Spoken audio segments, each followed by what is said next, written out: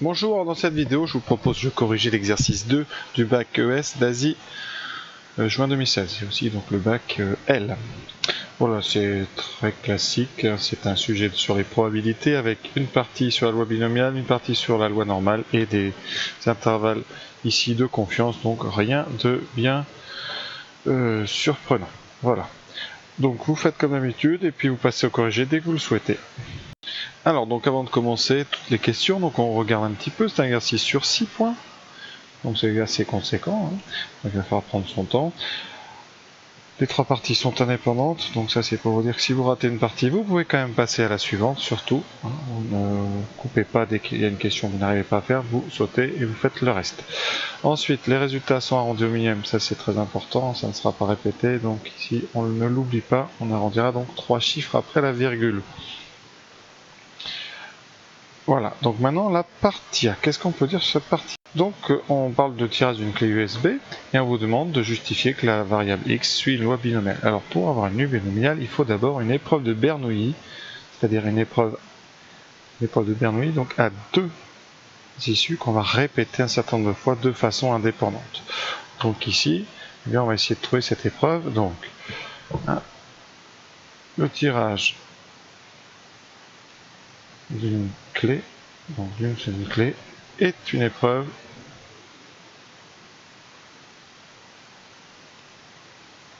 de Bernoulli. La probabilité de défectueux, donc probabilité de défectueux est égale à 0,15. Voilà. Et donc après non défectueux, c'est le complément de 0,04. On n'est pas de Bernoulli, donc parce qu'on n'a que deux issues. D'accord. On répète cette épreuve 100 fois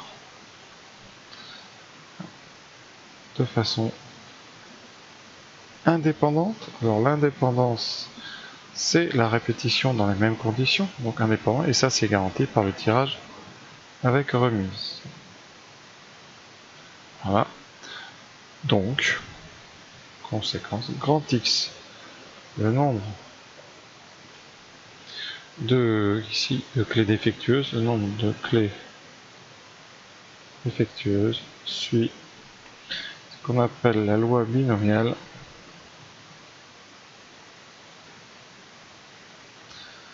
de paramètres n égale 100, puisqu'on répète 100 fois, et p égale 0,015, puisqu'on s'intéresse au nombre de clés défectueuses. Et cette loi s'appelle B 100 0,15. Voilà. Hein, petite précision, hein, donc c'est une épreuve de Bernoulli. Quand on la répète 100 fois, on entre dans ce qu'on appelle un schéma de Bernoulli. C'est le schéma qui vous indique que vous êtes dans une loi binomiale de paramètres. Eh bien, le nombre de fois que vous avez répété cette épreuve et la probabilité du succès ici qui est la défectuosité d'une clé. Donc voilà ce qu'on pouvait dire sur la première question. Maintenant la deuxième question, alors on va la faire évidemment ceci avec la calculatrice, ce sont des calculs de probabilité, donc il faut connaître la formule. Alors je vous rappelle que dans le cas d'une loi binomiale, hein, la probabilité que x soit égal à k, hein, avec n entier, plus petit que n, hein, eh bien c'est ce nombre-là, c'est-à-dire k parmi n, fois donc p puissance k, 1 moins p puissance n moins k. Ça paraît compliqué, mais il suffit de l'appliquer. Donc ici, p de x égale 0. Ça sera donc 0 parmi 100, puisque n vaut 100. Multiplié par 0,015 puissance 0. Multiplié par le complément, donc 0,985 puissance 100. On allume la calculatrice, sachant qu'il va falloir trouver ce symbole ici, hein, qui est, on appelle donc 0 parmi 100. Alors on va faire avec les deux calculatrices. Donc sur les Casio, vous trouverez donc ceci dans le menu classique, dans options, et vous trouvez ça, donc options, ici probabilité, et vous le trouvez ici dans NCR, ce qui appelle une combinaison. Et on va taper donc 100, NCR 0. Et vous trouverez ici donc le nombre 0 parmi 100, vous multipliez ensuite par, alors 0,015 puissance 0, mais ça on sait que ça fait 1, je le fais quand même pour tous ceux qui préfèrent tout taper, et ensuite vous avez 0,985 puissance 100. Et ça nous donne 0, donc si on arrondit au millième, 0,221. Maintenant avec une Texas. Donc vous appuyez sur la touche Math, vous allez chercher dans probabilité et vous le trouvez au même endroit NCR. Petit souci, il fallait appuyer avant sur 100. Donc je vais ressortir. Donc ici, j'écris 100. Je vais chercher ma touche NCR, voilà, qui est située dans le menu probabilité. Et je tape 100, 0. Ensuite, j'obtiens 1. Je multiplie bien par 0,015.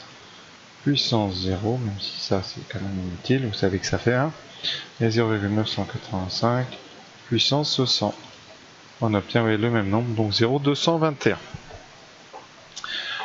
Donc on va l'écrire tout de suite, égal 0,221. Alors maintenant P de x égale 1, c'est donc 1 parmi 100, multiplié par 0,015 puissance 1, multiplié par 0,985 puissance 99. Et on va faire exactement la même chose avec nos calculatrices. Donc, eh bien, je tape. Alors là, donc ici, 1. Pardon, il faut commencer par le 100.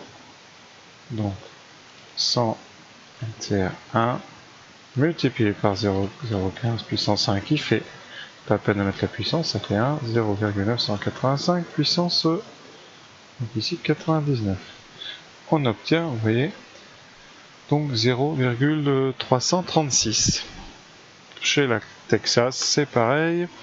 Donc je vais un petit peu plus vite. J'écris, rappelez-vous, il faut mettre d'abord le 100. 100, ensuite je cherche dans le menu. Là, alors, ceux qui ont des modèles plus récents ont des menus qui calculent directement, mais je préfère vraiment faire comme ça ici pour vous montrer avec ce que ça donne avec les formules et les n parmi k, le k parmi n, voilà. Puissance 99, et on trouve heureusement sur 0,336. Voilà, donc 0,336. Donc maintenant passons à la question 3. La question 3, on veut au plus de clés. Donc au plus de clés, ça veut dire qu'on veut au plus de clés. Alors, ça ne veut pas dire plus de 2 clés, hein. Ça veut dire au plus. Alors au plus de clés, donc on veut P de x inférieur ou égal à 2. C'est-à-dire P de x. Alors soit x égale 0, soit x égale 1, soit grand x vaut 2. Donc par rapport à ce qu'on a déjà fait, si vous voulez, il nous reste qu'à calculer P de x égale 2. Donc c'est la première chose qu'on va faire. On va calculer P de x égale 2, qui est donc 2 parmi 100, 0,015 au carré, fois 0,985 puissance 99. Je le calcule tout de suite. Donc, toujours, donc 100 NCR2 fois 0,015 au carré fois 0,985 puissance 98. On tombe sur 0,253. Donc 0,253. Alors, quand on va additionner ces trois choses-là, notre arrondi, comme on a arrondi à chaque fois au 3e, il se peut, donc on en arrondit 3, que ça donne pas exactement le bon. Alors, si vraiment on voulait faire les choses précisément, il aurait fallu garder un 4e chiffre ici. Donc je vais aller les récupérer. Donc ici, vous voyez, c'était de mémoire de calculatrice. Donc, alors si on garde 4 chiffres pour avoir un arrondi vraiment convenable, on obtient P de x inférieur ou égal à 2 est égal donc à la calculatrice, donc 0,2206 plus 0,36 plus 25,32, on obtient 0,800. Donc 0,8098, donc c'est-à-dire qu'en arrondissant ça donne 0,810. Voilà, bon la précision rouge n'est peut-être pas nécessaire, mais c'est vraiment pour vous montrer un petit peu ce qu'on peut attendre d'un élève très précis. Alors, voilà pour la méthode avec la formule. Alors certains vont me dire, mais oui, mais moi j'ai fait ça avec la calculatrice directement, sans les histoires de n parmi k ou k parmi n. Effectivement, il y a des menus, donc voilà, alors je pense que c'est autorisé.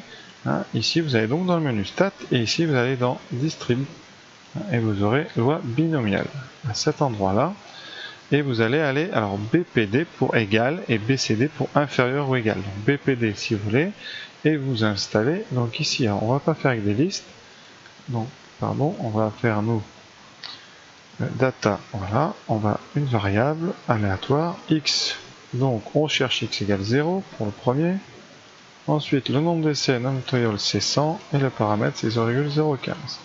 Vous n'avez plus qu'à appuyer, vous allez tomber sur 0,221. Voilà, c'est celui qu'on avait trouvé ici. Vous voyez, ça va beaucoup plus vite. Hein, pour le x égale 1, eh bien, vous tapez 1, et vous voyez qu'on obtient 0,336, donc ça va beaucoup plus vite. Et pour le x égale 2, vous mettez 1, 2. Voilà, 0,253.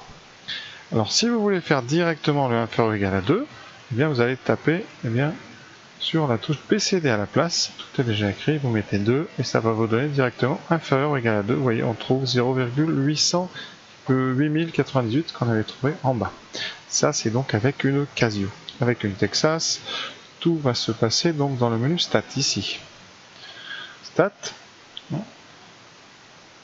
Donc, vous allez, pardon, je dis des bêtises, c'est le menu distribution, excusez-moi, je mélange un peu, voilà, et vous avez ici, donc ça c'est pour les lois normales que vous verrez dans l'année, et les lois binomiales sont ici en les mêmes, hein. Alors ça n'a pas toujours exactement le même nom, mais le premier c'est égal et le deuxième c'est inférieur ou égal. Donc là vous avez juste à appuyer là-dessus et vous lui indiquez donc, dans l'ordre, donc 100, ensuite le deuxième paramètre 0,015 et après le x qui vous intéresse ici, par exemple x égale 0, vous tapez, vous obtenez, vous voyez 0,221. Alors après, eh bien vous faites pareil pour tous les autres, hein, avec le égal. Si vous voulez faire donc avec l'inférieur égal, vous allez chercher le numéro ici, donc A, vous mettez ici dans notre exercice donc les paramètres 100, 0,015 et vous mettez inférieur ou égal à 2, ça ne fait de façon que inférieur ou égal. Et vous trouvez ici 0,8098 qu'on a trouvé. Donc voilà comment on peut faire avec les calculatrices. Donc c'est fini pour la partie A, passons maintenant à la partie B et la loi normale.